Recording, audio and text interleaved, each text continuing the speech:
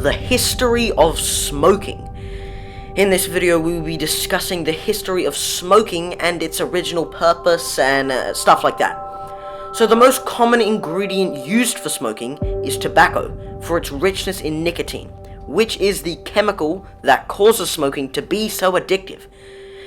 Now, tobacco is native to a lot of places, but the most common types of tobacco, which is called Nicotiana tabacum, used for smoking, is native to America, more specifically Mesoamerica and the Central America, those sorts of areas. Now, the actual usage of tobacco originated from the native people of those areas in America about 2,000 years ago, and ironically enough, was believed to be a medicine which could cure anything from headaches to open wounds. It really didn't age well. As well as this, it was also used for religious ceremonies and things like that. So it was very common. Now, smoking as we know it today began to spread across the world when the Native Americans introduced the concept to Christopher Columbus when he famously stumbled across America. He said that the natives were using a leaf which caused them to behave drunkenly. Tobacco. Even once it started to become popular in Europe, it was still a luxury, and it was still being used as a medicine, claiming it could cure anything whatsoever that was wrong with you. And they had no intention to use it for recreational use at all. Now, recreational use of smoking started when the Virginia Company, chartered by King James I of England, went to what is now known as the state of Virginia in the US in order to make money. They tried making things like fabrics, glass, and those sorts of things, but nothing worked and they weren't really making that much money. Or any at all. Until a man named John Rolfe brought tobacco from either Trinidad or South America, or one or the other of those places. And then, once demand got higher, a few years later, the settlers used slavery and labor to harvest the tobacco faster and more efficiently. Without the slaves' hard work, the tobacco industry of the time would not have been so successful. Fun fact, around this time, gold and silver became very scarce in Jamestown, the place in Virginia, the colony, and so tobacco was used as a temporary currency for years and years and years, and your wealth was measured in the amount of annual tobacco you received. All of the financial transactions were also done in pounds of tobacco.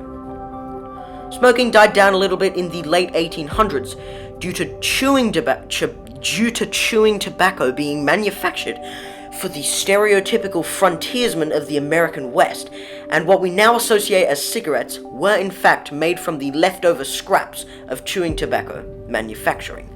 Previously, they'd used pipes and stuff like that.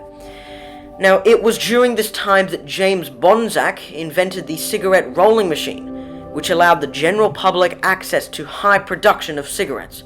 What was once considered a luxury in Europe was now available to everyone. From there, smoking only got bigger and bigger and bigger and more popular. The First World War also increased cigarette popularity to skyrocketing amounts due to cigarettes being handed out as part of the soldiers' rations. Now, the reason for this is because nicotine is a relaxant used to deal with the horrible sight of war.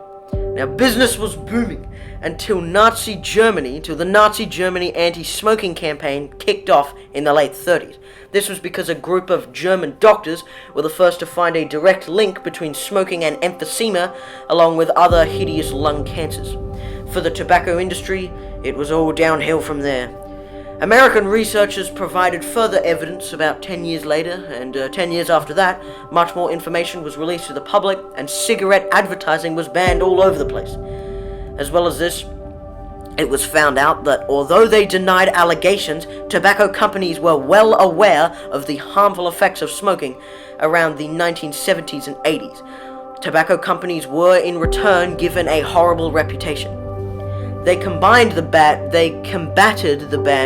bad reputations by releasing candy cigarettes to try and encourage children to smoke when they are older. This worked for a bit, and then backfired horribly, causing tobacco industries to be given an even worse reputation.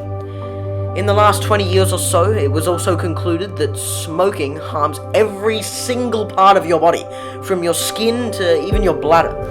And although lung diseases are the most common, it was also concluded that smoking is the #1 cause of death in the entire world, killing approximately 5 million people per year.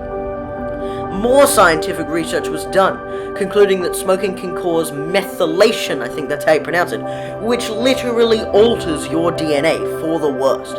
In fact, a study was done to about 15,000 people who smoked cigarettes, and it was concluded that the average smoker has about 2,500 things altered in their DNA, most of them permanent.